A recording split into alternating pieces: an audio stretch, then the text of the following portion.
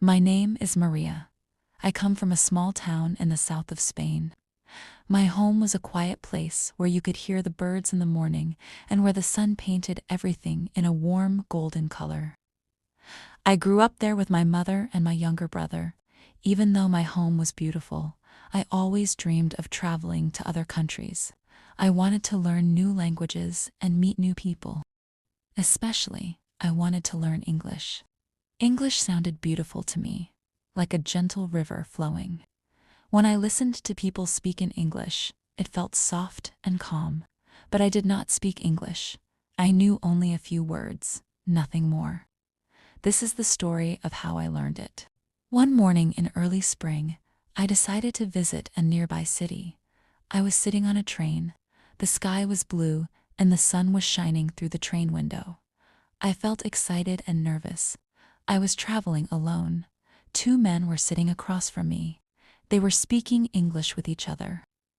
I tried to understand their conversation, but the words moved too fast for me, like water pouring from a fountain.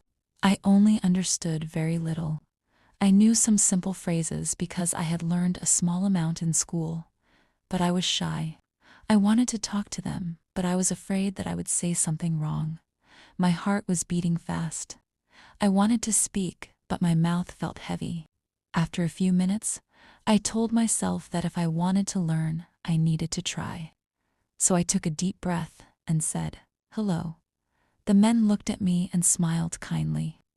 I told them, slowly and carefully, that I was learning English. I used the simple words I knew. They listened to me with patience. They did not laugh. They did not look confused. They understood what I wanted to say. That made me feel warm inside. They said they were from London and were traveling back home after a business trip. We talked for maybe 10 minutes. Our conversation was slow and I made mistakes, but I felt happy. Before they left the train, one of them gave me his email address. He said that if I ever came to London, I could contact him and his wife, and they would help me learn English. After that day, something changed inside me. I felt a small flame of courage. I decided that I wanted to learn English seriously. Every day I studied. I used a dictionary and a small notebook. I watched movies with English subtitles. I read children's books in English because they were easier. At first I felt frustrated. I did not understand many words, but slowly, day by day, something began to change. I began to understand more and speak more. It felt like a flower slowly opening in sunlight. After 6 months, my English improved. It was not perfect, but it was better. I felt ready to take the next step. I remembered the men I met on the train. I thought about London. I felt a soft pull inside my heart. I wanted to go there. I wanted to study English in the place where people spoke it every day. I wanted to walk on London streets, hear English in the air, and become part of it. So one morning, with a small suitcase and a hopeful heart, I traveled to London. The city was big and full of people. The buildings were tall and old. The buses were red and bright. The weather was colder than in Spain, and the air smelled of rain. Everything felt new and unfamiliar. I was scared, but also excited. I joined a language school. My first day was on a Monday. I entered the classroom slowly. There were students from many different countries. Some were smiling, some were shy, some were talking already. Our teacher entered the room. Her name was Sarah. She was young and gentle. Her voice was soft and calm. When she spoke, everyone listened. She welcomed us with warm eyes. Then she asked each of us to introduce ourselves. When it was my turn, I spoke slowly, choosing each word with care. Sarah smiled warmly and said, "Very good, Maria." Hearing her say my name made me feel that I belonged. Sarah told us that in her class we would learn English in a natural way. She said that language is not something you just read in a textbook. Language is something you use, something you live. She said that we did not have to memorize long lists of grammar rules. Instead, we would speak and listen and use simple words again and again until they became part of us. She said that communication is the heart of language.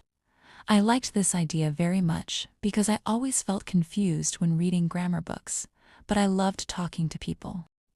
In class, we talked about our lives, our dreams, and our hobbies. I liked listening to my classmates. Everyone had a story. I had never heard so many different accents before. Sometimes it was difficult to understand, but I tried my best. Every day I felt a little more confident. I felt happy learning this way. On my second day, one student asked Sarah how to learn new vocabulary quickly. Sarah explained that the best way was to read. She said that when you read, you see words in real sentences, and that helps your mind remember them naturally. She recommended reading for at least 30 minutes every day.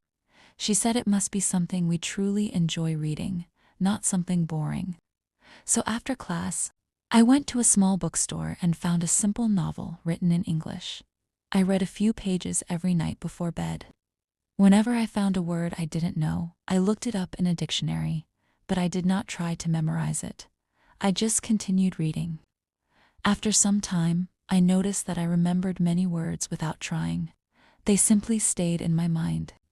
A few days later, a quiet student in my class asked a question about pronunciation. He came from South Korea and felt that his pronunciation was not good. Sarah smiled gently and said that pronunciation is something many learners struggle with. She said that our mouth has muscles, and when we speak a new language, we must train these muscles to move differently. She introduced us to a technique called shadowing. Shadowing means listening to a native speaker and speaking at the same time, copying the sound and rhythm. We practiced for a few minutes. At first, I felt strange, but after a while, I began to understand how helpful it could be. It felt like learning a melody. I decided I would practice shadowing every morning.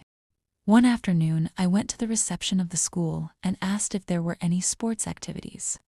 I loved sports, and I missed playing. The receptionist told me there was a football team and a table tennis club. The football team had practiced that same evening. I felt excited. Football had always been a way for me to make friends. So I went to the practice. The players were from many different countries.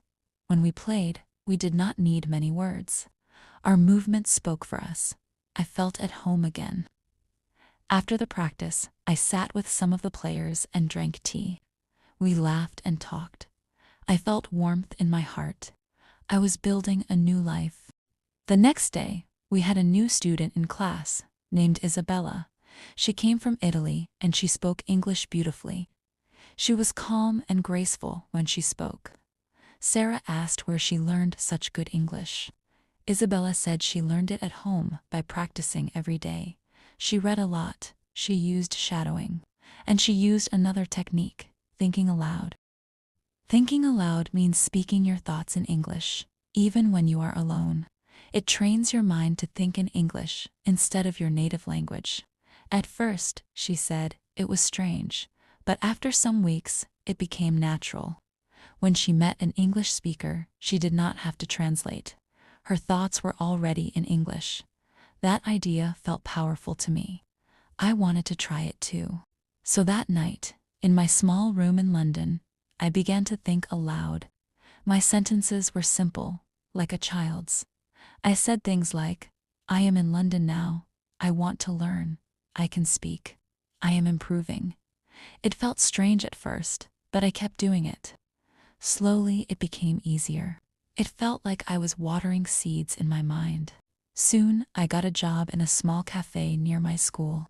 The owner was kind, and the customers spoke slowly to me when they realized I was learning.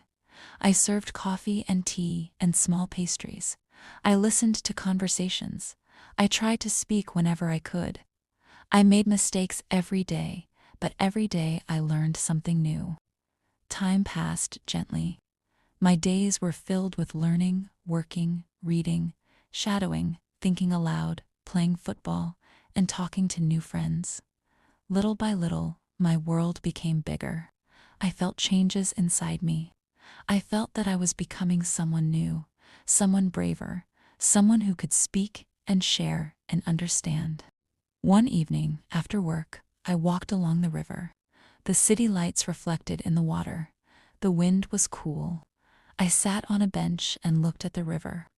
I realized that my journey was not just about learning English, it was about finding courage. It was about opening my heart to the world.